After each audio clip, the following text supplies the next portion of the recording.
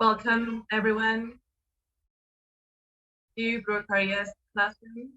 The Brocaria's classroom is a space that in conjunction with Ponente and Universitas.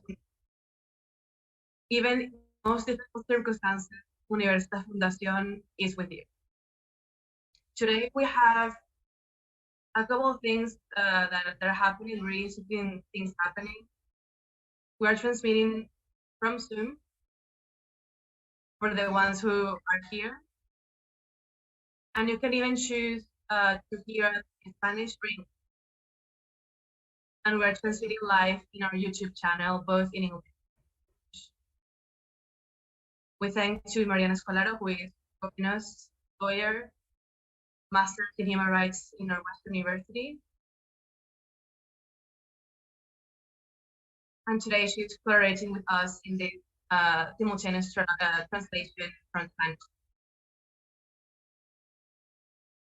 Today we're gonna talk about, and with who we're going to talk about.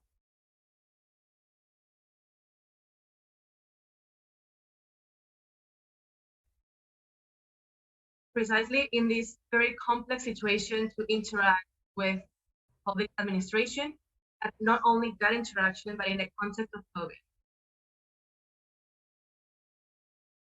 And how the process of transforming to a digital experience have make it more difficult to access to public administration resources.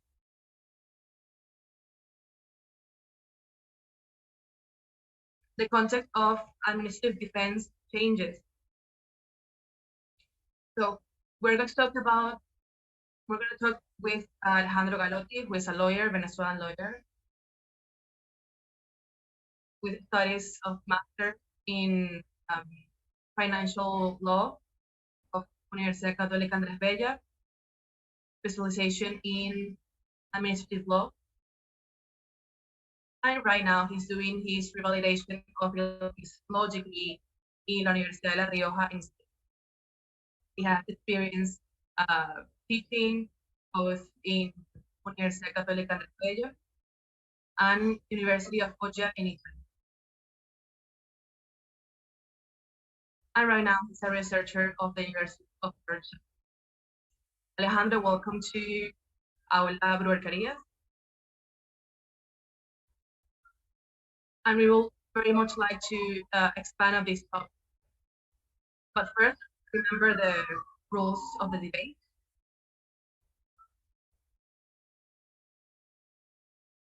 You can leave comments in Zoom and in YouTube.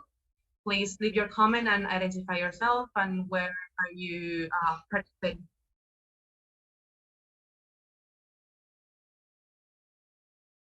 And please make sure that your comment or question is connected to the topic that we're talking about.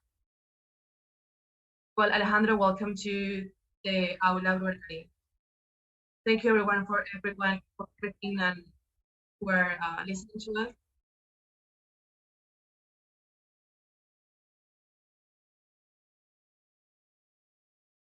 And also with the pressure of being the first first talk that is bilingual. I hope that I'm not talking too fast, so the translating work will be easier. Julio, if you think that's okay, I can give first a brief introduction of what we're talking about. Let's say that this talk is inspired and by suggestion and Professor Belén Ramirez.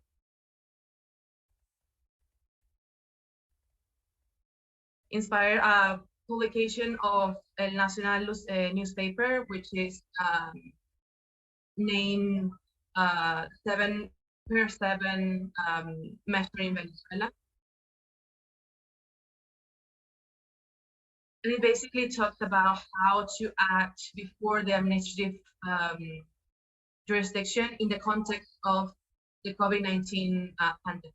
I would like to make a contrast between how the relationship between administration and citizens work in other countries, so we can have a comparative analysis and make differences with the Venezuelan. We're going to talk about a little bit of Italy, Spain, and other Latin American countries. So you can see that this is not an issue only of first world countries versus Venezuela, but also there is a contrast with other Latin American countries. So you can see how Venezuela is reacting different to other jurisdictions. To start, though, we know the crisis that the COVID-19 pandemic has created, and most of countries, mainly the countries from the West, a lot of people think that the law is different from country to country. Recently, especially navigating the law systems of European countries, I have been able to see that there are a lot of similarities between these law systems. You see the codes in Italy, in Spain are basically the same. Same in the case of Spain, with difference, of course, but most of the countries in the West have been admitting or have been studying the practice of different decrees of state of emergencies because of the crisis of the COVID-19 pandemic.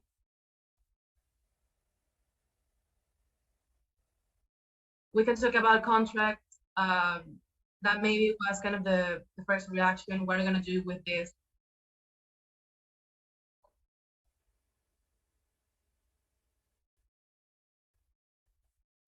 Especially in the contracts within administrative jurisdiction. And curiosity to know what will be the response of the administrations to this. Likely these have a consequence and effect in the economic activity of countries, health, education, schools, and of course, the judicial procedures, especially administrative procedures. So what happens with the administrative procedure? That's what we're gonna talk about today.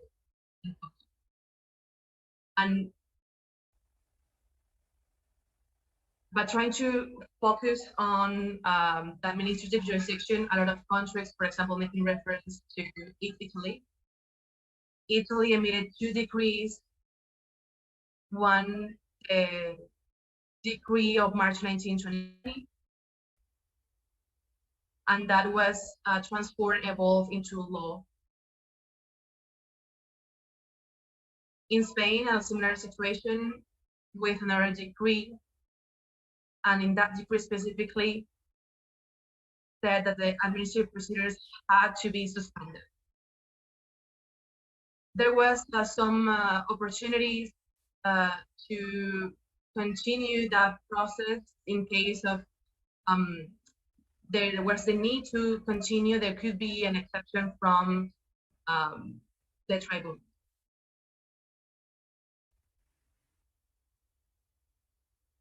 Similar situations, we can find them in Latin America. In the official Gazette of Mexico, we could find how periods were suspended in reference to procedures in jurisdiction, administrative jurisdiction, same in Colombia. Colombia also suspended the periods of time to administrative procedures. So what happens within these countries? And now we can talk about Venezuela. If we talk about the European Union, the previous class was about the role of the digital administration and new technologies that are taking place after the pandemic. And we could compare the situation in Venezuela versus Spain, Estonia. When you have an administration that is pretty much digitalized, as is the case of the European Union, it's more easier definitely to continue certain procedures in the administration. However, However, the restrictions that some degree of state of emergency alarm can have an effect on that. The digitalization gives you options to access administration without getting out of your home. For example, you have to have some resources, for example, a certified email to be able to access these resources. In Italy, we can talk about the codice de administración in Italy. In Spain, there is a regulation that has different rules around this topic. But in Venezuela, we don't have those resources. The organs itself decide how they're going to manage the situation, and therefore the citizen stays in a situation of uncertainty because they don't know what are the rules. In some, we could say that the Venezuelan administration has not complied with the standards of digitalization in the last few years. Now, having that in mind, what have we taken account to address administrative procedure?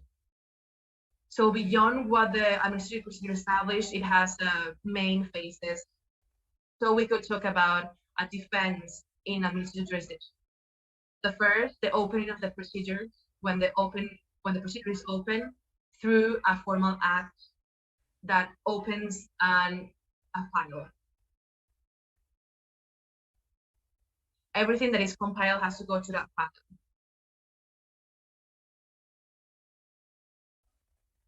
Even if we talk about a physical file or a digital file, that has to have all the elements that are being processed in that procedure.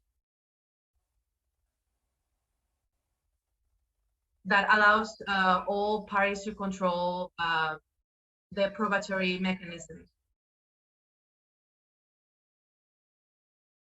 So after that, a notification, you have to give time for the person can defend them.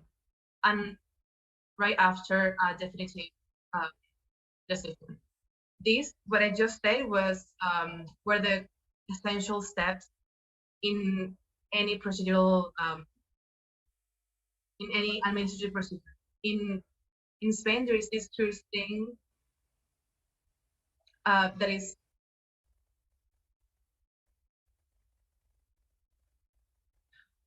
where it will be the local administration of Italy has their own specific procedure.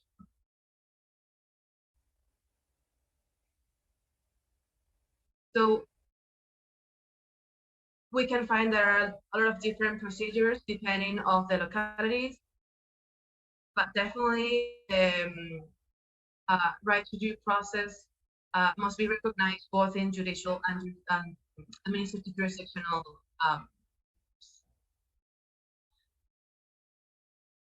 the execution of the European Convention of Human Rights have this figure of the right to the good administration, and that compiles like a catalog of rights or traditional rights that the citizen has before the administration. In Article 49 of that treaty in the European Union are recognized also in Venezuela. Right to the defense in jurisdiction. In essence, is not that it brings something particularly new. Definitely, the principle of good administration is something very abstract.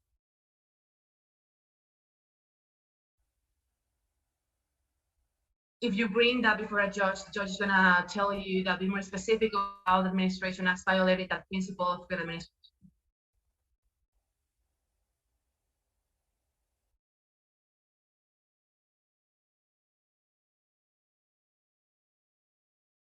Now,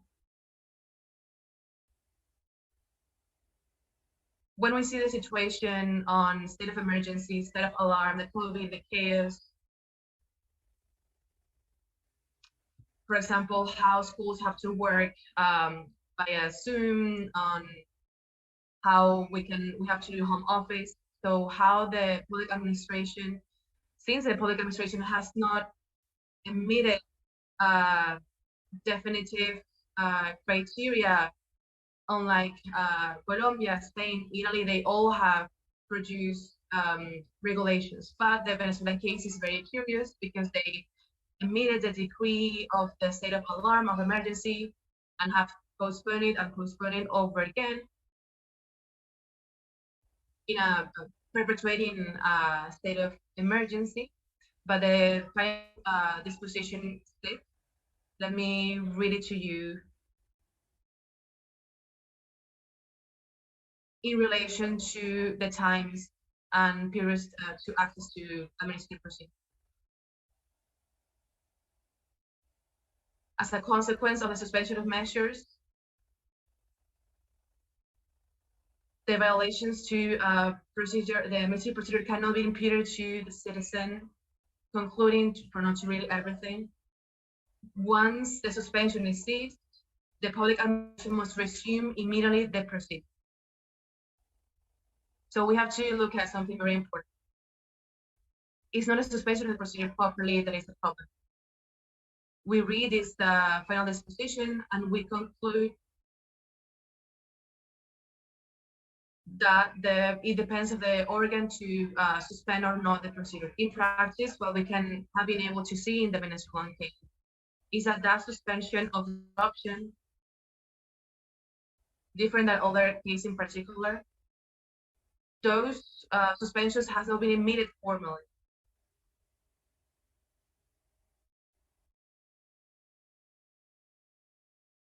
As is custom, there must be a formal pronunciation of the public administration, but this has not happened for this case. So before this uncertainty, to see that the procedures in theory has continued, the Supreme Court of Venezuela determined that the administrative procedures must have been obtained and suspended.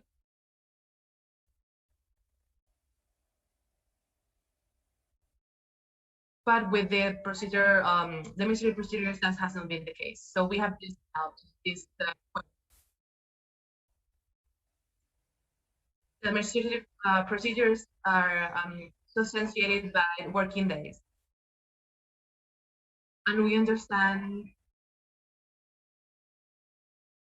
that the calendar is the one that has the public administration. So what happens if we don't have an act, a formal pronunciation of the administration pending that procedure? So we asked, do we have to present defense? Do I have to keep going before the administration to keep the procedure going? This is a situation even more strange because it has been normalized. So we have the 7 days when we have a flexible schedule where we have to go to lockdown in 7 days. So we have to analyze first, or I will try to do it first. When do we have a work day on terms administrative? So we could say the 7 days of lockdown, 7 days of quarantine, or 14 or 30. There is a situation, a radical situation where you cannot go out just for specific situations.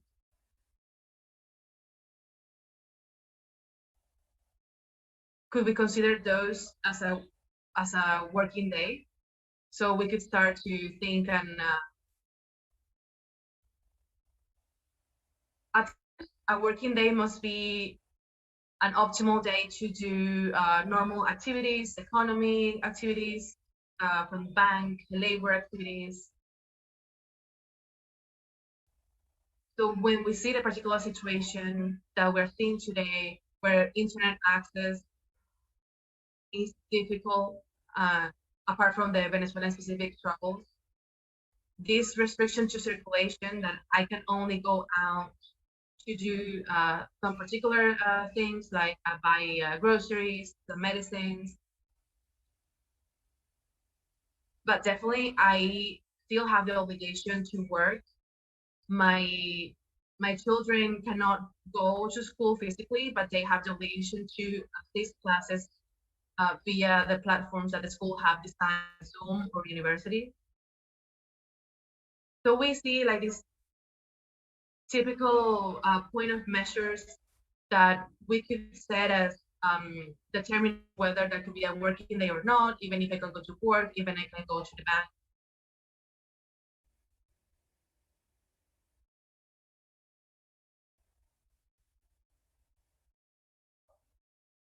But we also found restrictions from one side that, but they definitely do not prevent that certain activities to take place. However, what happens with the administrative procedure properly? I was telling you about at the beginning that if the administration has a digital platform and I have a certified email that I can use and to send and receive documentation, notification, and also I have the opportunity to access the administrative file that is digitalized.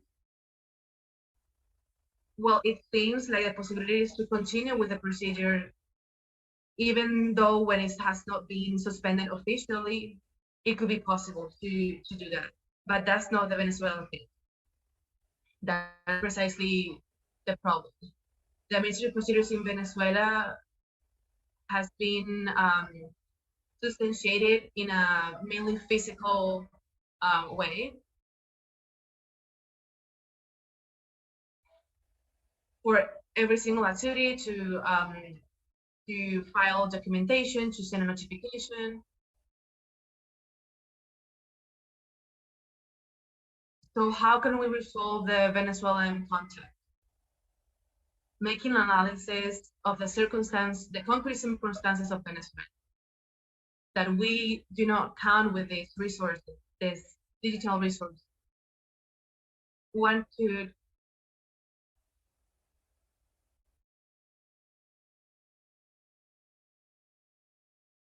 could go to the declarations of the different organs of the administration, and we could go to Article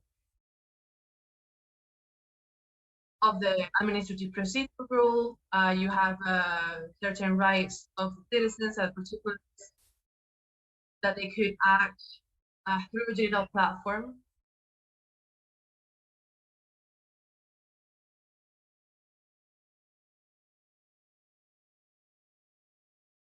That then generates an obligation for the public administration to act within the standards. If we don't have other resources, what we can do. There is a figure of the written law. It has a very curious drafting. Talked about the draft that we have as particular to receive notifications through electronic.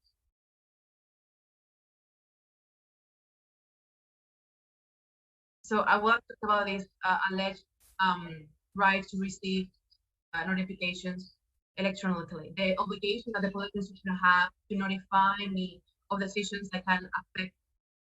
So of course I have that right to receive that, to authenticate those standards of identification.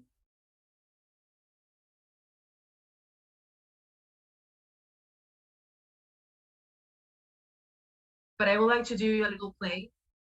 If the government have the right to receive a notification via electronic ways, means, so if we use the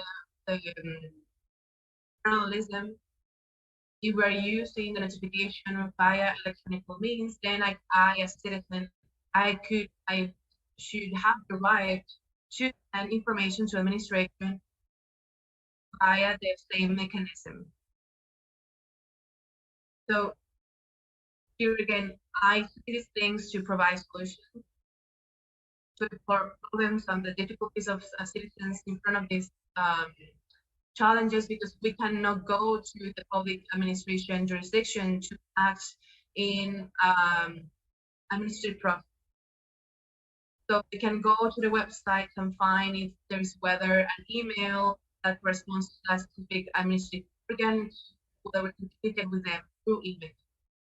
If the administration denies to have received that information, then we need to go to the page on proofs.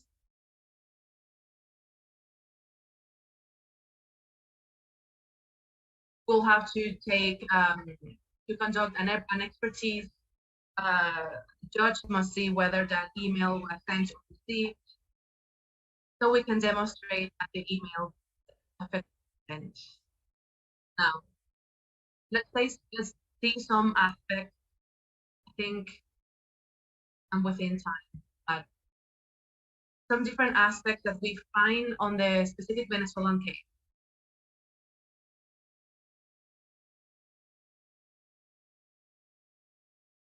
Real life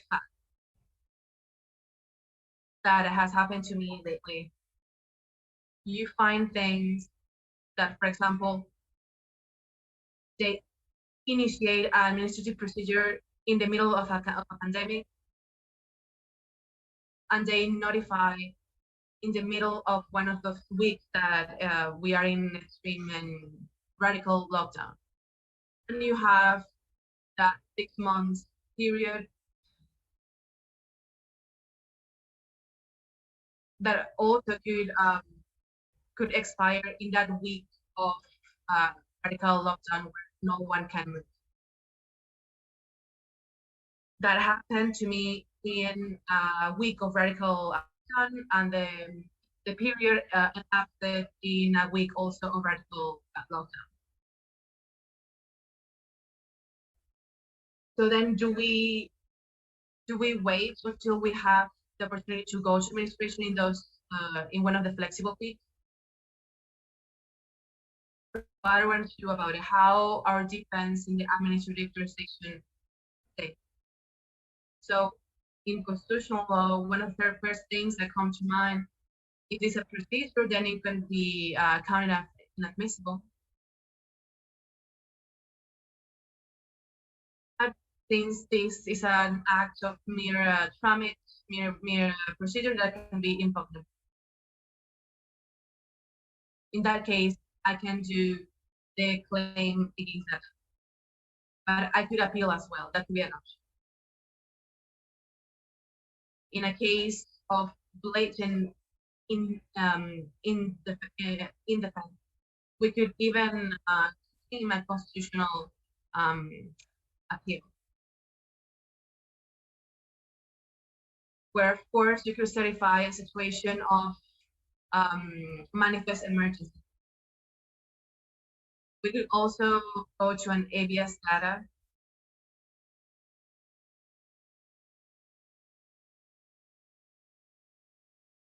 For example, if we're talking about a local administrative tribunal, all will depend on what is actually happening. And what I'm trying to get across is that if I don't have access to digital methods, to access to the procedure, to send notifications, to observe what is in the file, to see and contradict and control the proofs that are in the file. If we don't have access to those digital measures, if I cannot go to the offices because it's prohibited by decree or even tweets by Nicolas Maduro in his Twitter account. At the end, we don't have the sufficient elements to continue with the process in administrative jurisdiction. And we cannot then consider that the days of quarantine, at least in Venezuela, referring to the radical quarantine in Venezuela, those cannot be considered as in days in terms of administrative procedure. For now, I conclude because I know we have 30 minutes, but if you have any questions.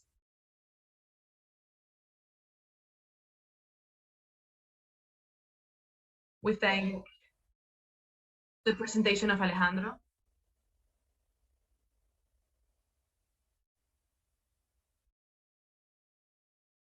We thank also the contribution from our interpreter, Dr. Spolaro. So we're gonna take the opportunity to greet some of our guests that we have here in the aula. Greetings to him, who actually was a professor in my specialization of administrative law.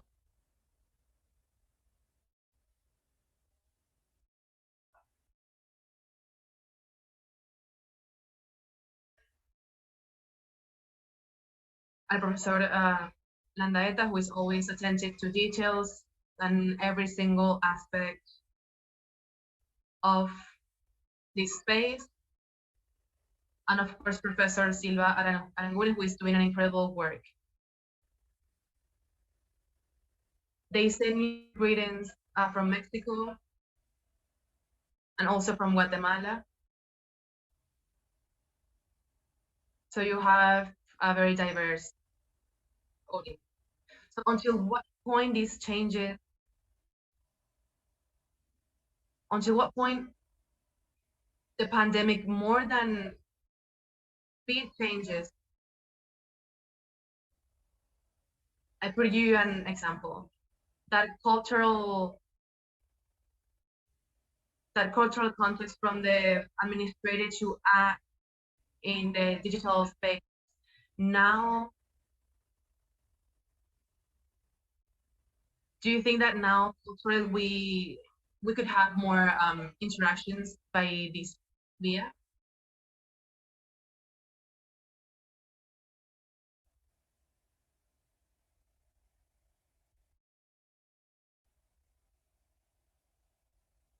Despite that, in Europe, for example, there's this reference and this capacity to continue process even within the pandemic.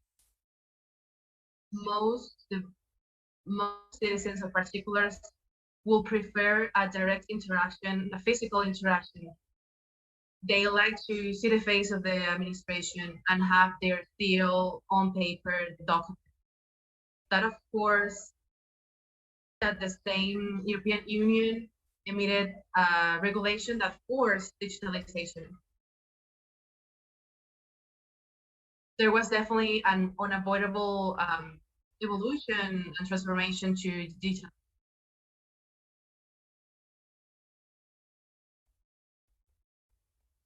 So then you could even present, basically, you could go physically to the organization.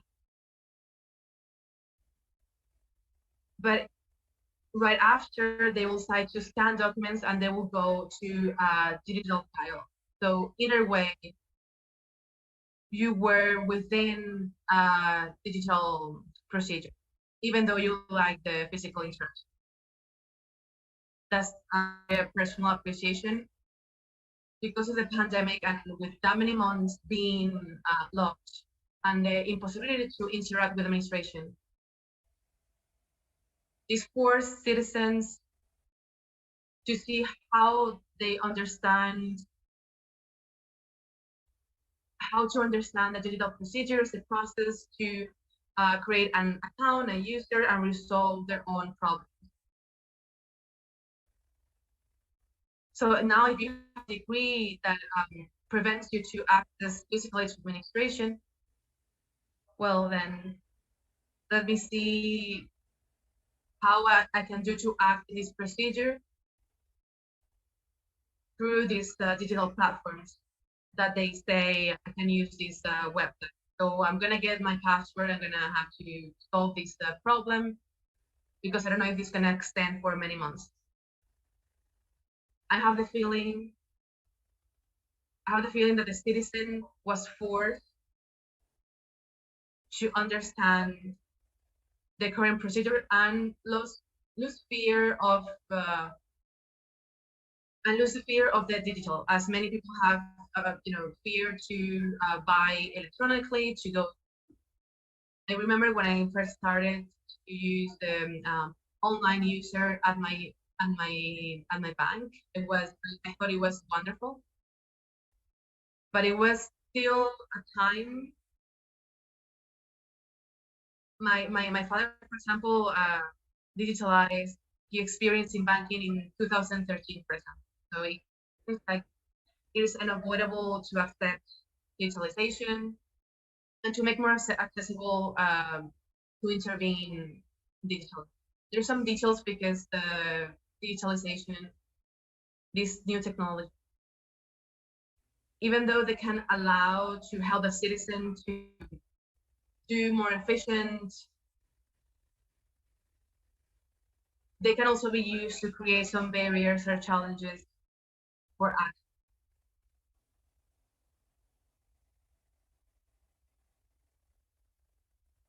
There is public administration behind the technologies, and it's a very important thing. The coming years, if the digitalization of the public administration and the administrative procedures for us, and they will appear the new excluded ones, the people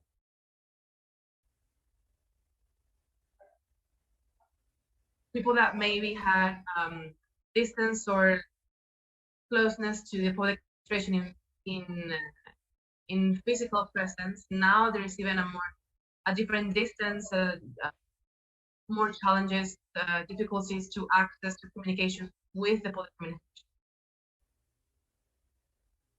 My age, my preparation, my technological preparation, I'm now excluded. That could add another layer between the public administration and the citizen. How do you see this phenomenon? So the access to internet is an issue that is that goes way back in 2012, 2013.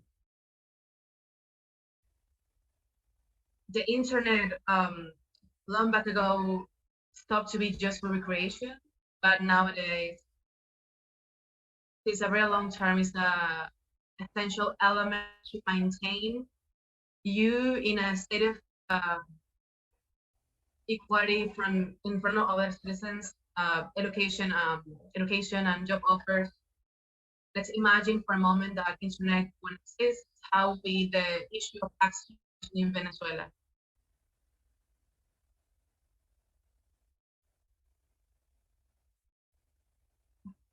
But now we even have this predicament of considering the internet as a human right and the importance necessary to make access to internet universe. But within these standards where you guarantee access to everyone, digitalization is something that is going to go hand by hand. So now there is this new technology of a blockchain, and the necessity how to implement this technology to not only speed process, but to give veracity and certification to the process. Or I would love to see an international station developed through blockchain.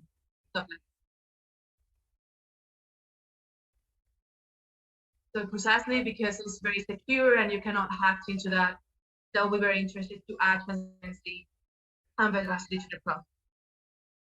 But yeah, I agree with you, Julio, that the issue of digitalization is essential.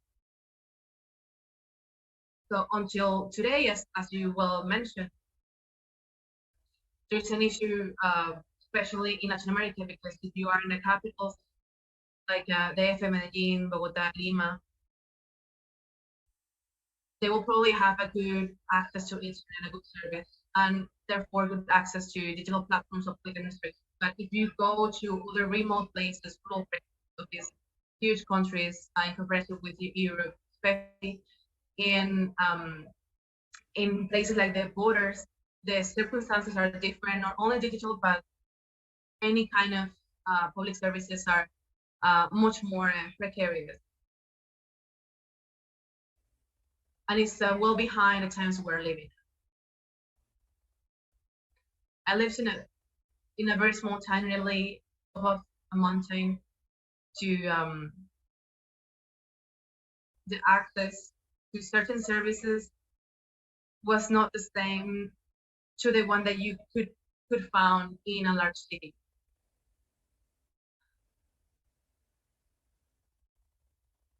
If we're gonna get to the point of absolute utilization, that's something that Dubai and Estonia have the leadership on that in terms of procedure. It's going to be essential that you could give that opportunity to all kids. Right, there's the opportunity to go to the organism itself, but now I took the opportunity to comment on other contrasts that I have been able to observe in my practice in Europe versus my practice in Venezuela in relationship with the administrative procedure in the middle of there's another that you have. Seeing the difficulty to access to the organism is basically that you can go and take your draft to the postal service. But the problem is that in Venezuela, we have that you could go to the postal service of the country. Actually, here in Spain, I had to do it in last June, and this year as well. They requested me information, and I went to the postal service again in Spain. And through that postal service in Spain, I could send and receive communications between the public administration and myself. So sometimes you forget these things, but in Venezuela, there is something similar. Through this, the resolution that was emitted in 1981 to send actually documentation to the public administration, you have the opportunity through e-postel to send documents. We are supposed to have that. So let's go to the postal service that is nearby, present my request, and e-postel should send it. But what happened? I told one of my lawyers in Caracas, go to e-postel, given cannot go to physically go to the organization.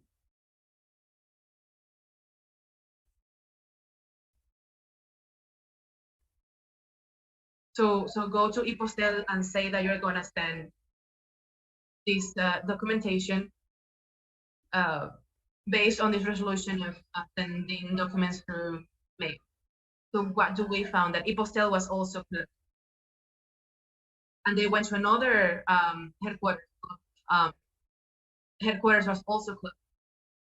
So you have a public service of general interest that even more that in the middle of a pandemic, there will be access to this service.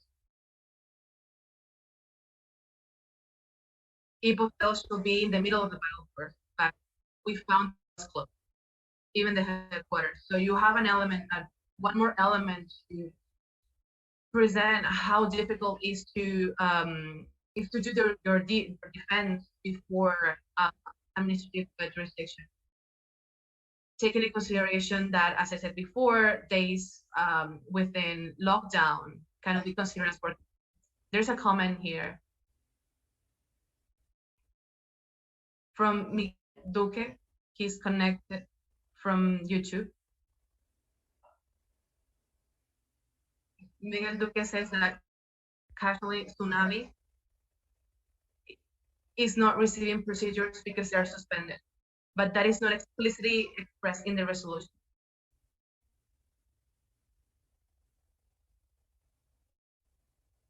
So how to understand if the organism has not published anything that could guide on whether working days are working days or not? What interpretation could be given to that? Yes, I understand. And with the issue of the public administration in Venezuela, I remember a very Asian case. I don't know if sometimes you have to go to the labor inspectorate it is supposed they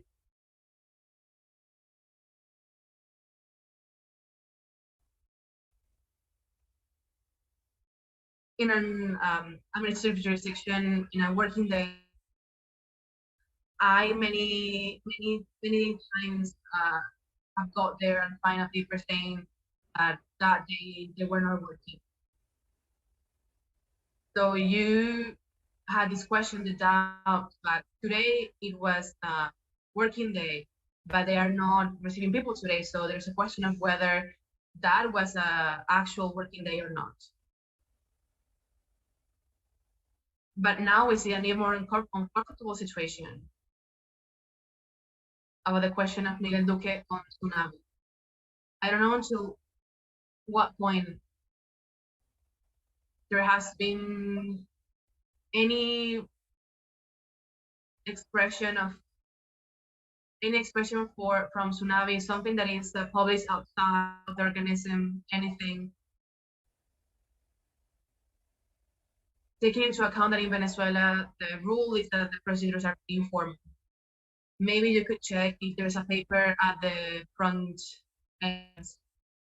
But when we found ourselves in this type of examples, and the same examples I have provided to you, you have to make the argument of that this period of quarantine, of lockdown, you cannot consider them as work. Even though when you are not in lockdown, you could maintain that same suspension of proceedings. That could be more difficult to make the argument based on Article 42 of the Administration Law Procedure Regulation. I, for example, with this last case, I have been managing that have certain difficulties that I could not access physically to the file. I was coordinating that issue from the distance. Also, found alternatives explaining by email that are not certified emails or certified platforms.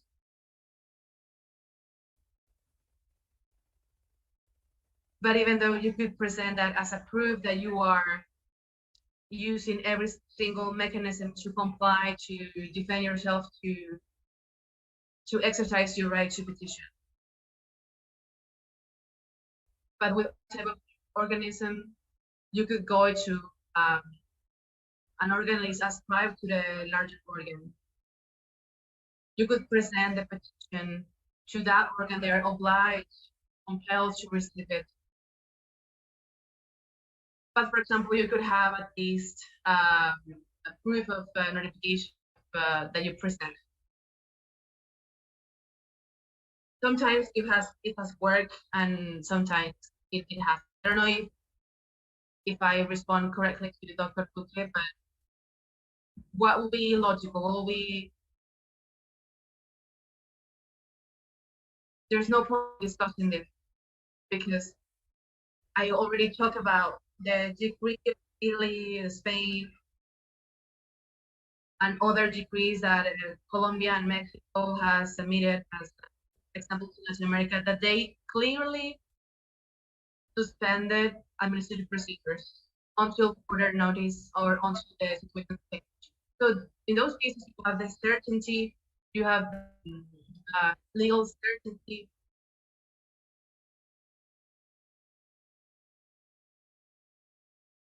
We could mention cases of public contracts, and I'm not referring to the substantiation of the procedure, but the compliance of the period. For example, Colombia emitted a guidance of normalization of contracts in the public administration within the context of the COVID-19 pandemic that has been emitted last year, if I'm not mistaken. So as an administration, you have the obligation to precisely clarify and give compliance to that guarantee of a legal certainty, guaranteed in Article 299 of the Venezuelan Constitution. You need to give certainty to citizens and especially in socioeconomic. So now we have all this issue in the economy that even the public administration could alleviate those damages. There we have another interesting point to another as to evaluate the patrimonial accountability of the public. From YouTube, I have a question. There are entities that do not manage email. How do we manage to notify? And she connected that with another question.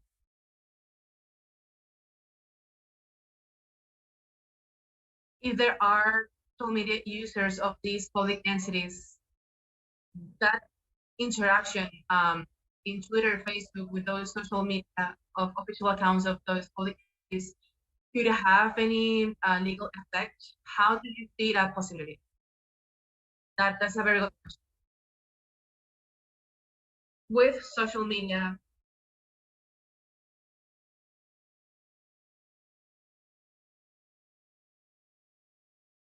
as Kathleen was you certainly find websites of these public entities that do not have an official email account. But if they have a Gmail account, I will try that, because we find ourselves in a situation of the impossibility to defend ourselves.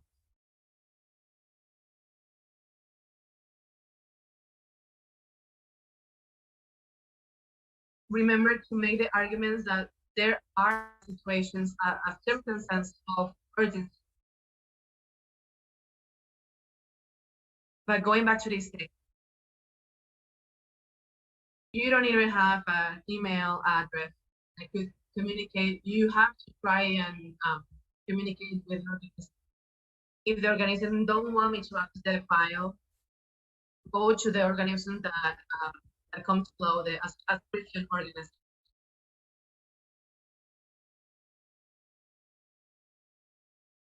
But here we are in a situation that we need to demonstrate, have proof to demonstrate eventually before the judge that I was denied a defense before administrative jurisdiction. So given the lack of disposition to the public administration in Venezuela, and before this evidence situation of indefension, so the alternative to have proof to be able to demonstrate that I was consistent in exhausting every single remedy to access administration and notify to send notifications on send, or even have a public audience for the public audience. So I have to exhaust every single resource, and if that I have to send documents, go to people Zoom or these courier delivery mechanisms I have to do. So we can present the situation in a different way. I could present a nullity, a void, making the argument that I was not able, that I was prevented to present documentation.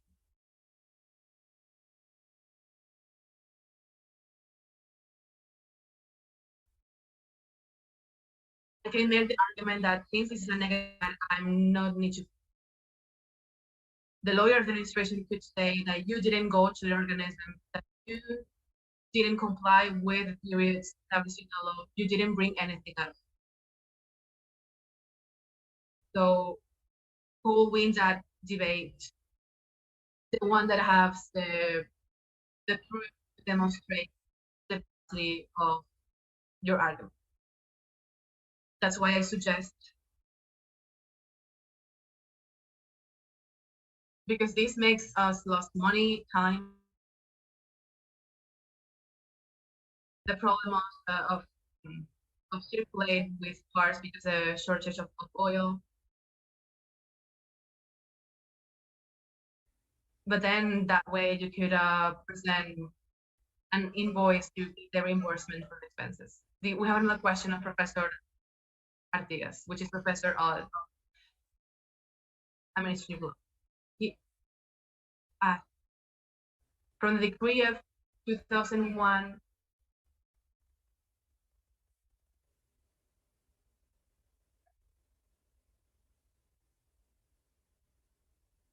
since that regulation, there has been an obligation of the administration to provide electronic means to give access to citizens.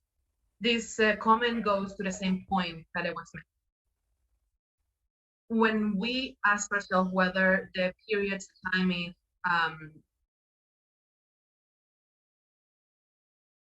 is accounting for the administrative procedure, then all the situations that suppose an omission from the administration to comply to the legal standards in terms of administrative jurisdiction,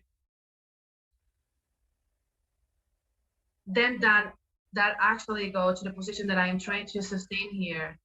I don't know whether they're going to be accepted from the audience, but insist in the current situations where you cannot access to the physical headquarters of the organism, the possibility to act through electronic means because there is no certified email. In these circumstances, then the days of absolute quarantine could not be considered for as a working day in terms of the administrative procedure. Thank you, Alejandro. Here we have a comment from Ender Garcia.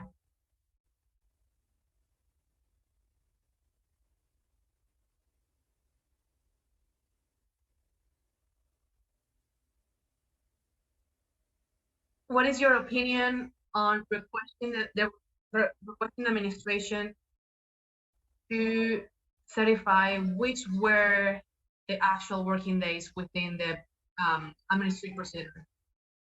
So interesting to get the opinion of some public organism that won't be mandatory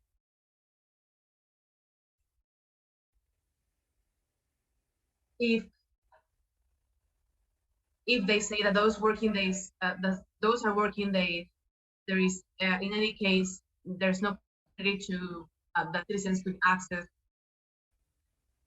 to the means, the obstacle means for citizens to act before that organism. Endel had a question as well.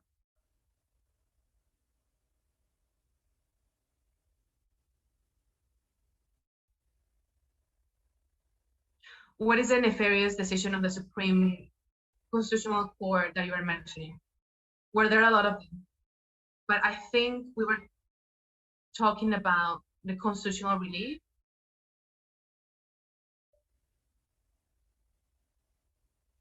I think talking about the context of the state of emergency. I don't actually remember. I think it was on subject of constitutional claims, constitutional relief. We could start from the case of Emery Matamillan of the early 2000s.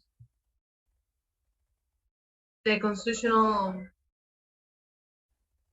the constitutional chamber has been reducing and preventing access and make difficult to access the this constitutional claim. If you have exercised an ordinary measure, you could make the contrary.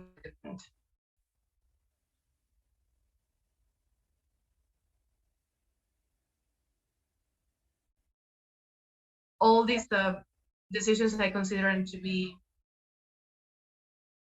also they have modified the law through those decisions. What they have done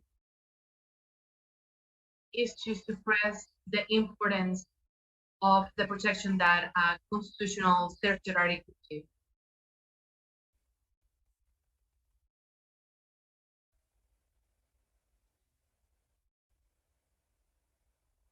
Of course, they have dedicated these last 22 years to deny rights to economical freedom, to pray.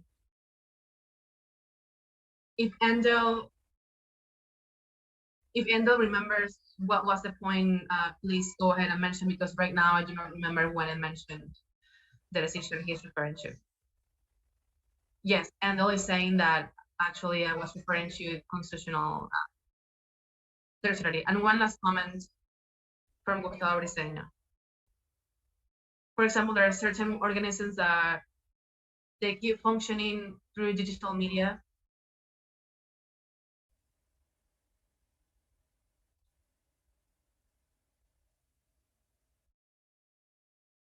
For example, the area of obtaining the right sanitary measures, they have continued to do that. So one last comment, Alejandro, that you would like to give to our audience. What's the last comment that you would like to give to the audience? So it's been very difficult in everywhere in the world to interact with education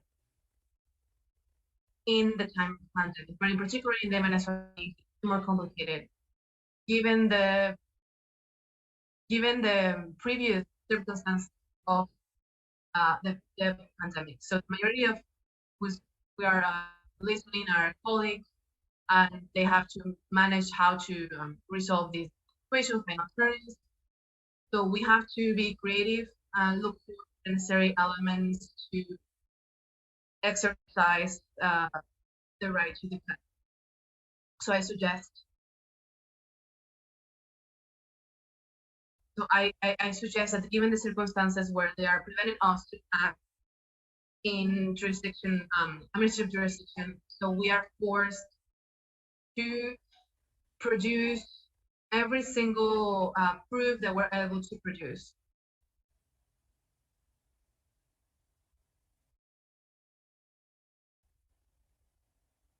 And the arguments I already told you, especially not considering the days within the radical week of lockdown as working days, because you cannot control the file, you cannot access physically the file. During the days of quarantine, the radical quarantine, those days, I consider those days are not working days in terms of the administrative procedure. So with all this argumentation, there is a very important probatory work that we could accumulate to make arguments in our favor, and hopefully the circumstances are better in the years to come. Well, we thank Alejandro. Not only he presents the problem, the global vision of the problem, with special focus in the Venezuelan situation, and before those problems, he's set a vision and he's offering solutions.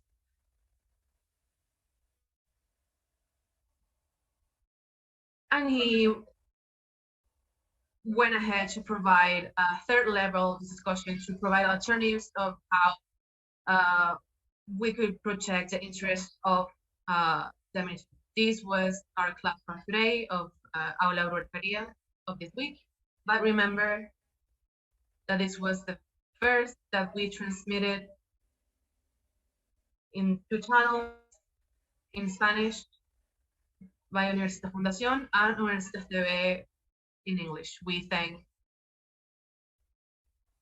Mariana Scolaro for her kindness to be the interpreter today in simultaneous to Alejandro Gallotti today.